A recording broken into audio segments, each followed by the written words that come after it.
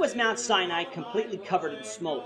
This is the question we seek to answer today as we continue our verse-by-verse study of the book of Exodus on walking through the Bible. Of his word, the glory of his cross. If you have a Bible with you, you can turn to Exodus chapter 19. We're going to be reading from verses 14 to 20. If you don't have a Bible, don't worry. Just follow along with us on the screen. The version that we'll be reading from is the New King James Version.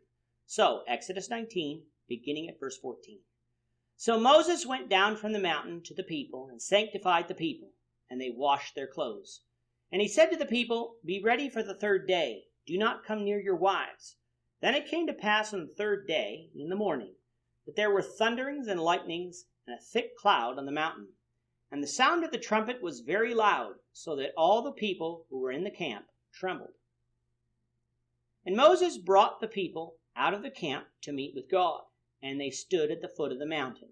Now Mount Sinai was completely in smoke, because the Lord descended upon it in fire.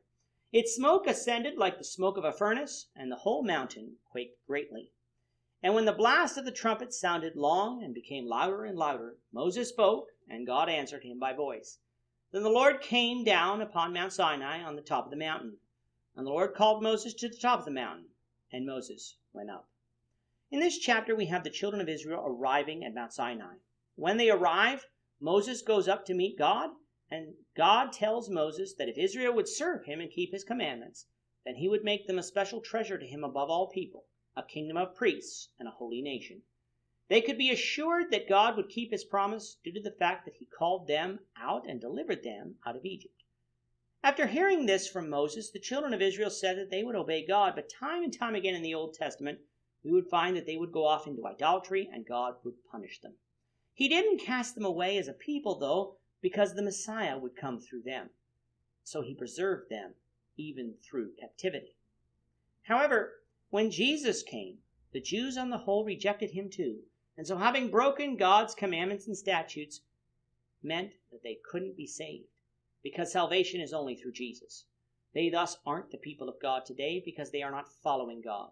Christians, according to 1 Peter 2 verse 9, are the people of God, the royal priesthood, and the holy nation. Continuing on with yesterday's episode, we find that God told Moses that he would come down and speak to Israel directly, so that Israel would know that the words of Moses were God's words, and not simply Moses' opinions. In order for them to meet God, the people must consecrate themselves, meaning, in this case, that they needed to clean themselves up and wash their clothes. They were to gather around the mountain, but they weren't to climb the mountain, nor touch its base, lest they die. All of this brings us down to verse 14. Moses came down the mountain to the people and told them what God required of them. The people then sanctified themselves, which is the same as consecrating themselves, and they washed their clothes. Moses also commanded them not to come near their wives until after they met with the Lord. Does that mean that they weren't allowed to be in the same tent as their wives? No, this is the Bible's way of saying that they weren't to have sex with their wives. Meeting the Lord directly was a hallowed occasion, one that needed their full attention, including their spiritual attention. They thus weren't to take the time to partake in the pleasures of this earth, even if those pleasures under normal circumstances would be right. That's what 1 Corinthians 7, 2-5 would teach, that under normal conditions, husbands and wives were to engage in sexual relations, except if by consent they agreed to devote themselves for a time to fasting and prayer, spiritual things. On the third day, in Exodus 19, it says that there were thunderings and lightnings, a thick cloud on the mountain. The trumpet sounded very loudly, so loudly, in fact, that the people trembled. The sound of the trumpet, recall, was the sign that the children of Israel were to approach the mountain to meet with God. When Israel was at the foot of the mountain, Mount Sinai was completely covered with smoke, because the Lord had descended upon it with fire. If you've ever barbecued and let the fire get out of control, on a small scale, you know what this means.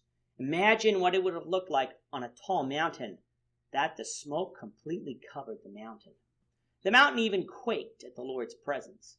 This would have been a sight to see, and one that would have certainly produced great fear. For all the people knew the smoke would completely cover them too, and they would die. But alas, the smoke remained on the mountain.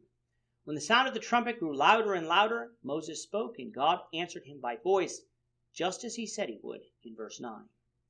When the Lord descended on the mountain, the Lord called for Moses to go up onto the mountain, a command that Moses would heed. We're going to find out what happens next, the Lord willing, in the next episode.